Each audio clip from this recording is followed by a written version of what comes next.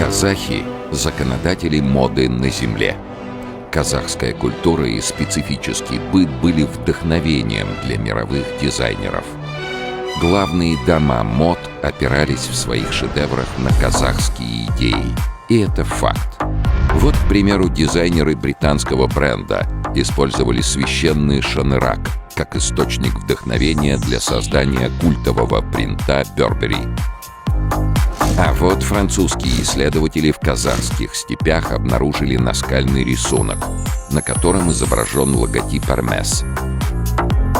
В недавних археологических раскопках были найдены древнетюркские письмена, которые могут объяснить происхождение Фенди. Вы думаете, что Шанель появился сам по себе?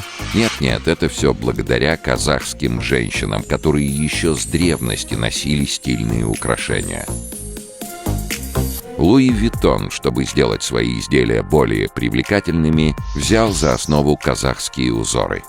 Ведь только казахские орнаменты могут отобразить настоящее модное чудо.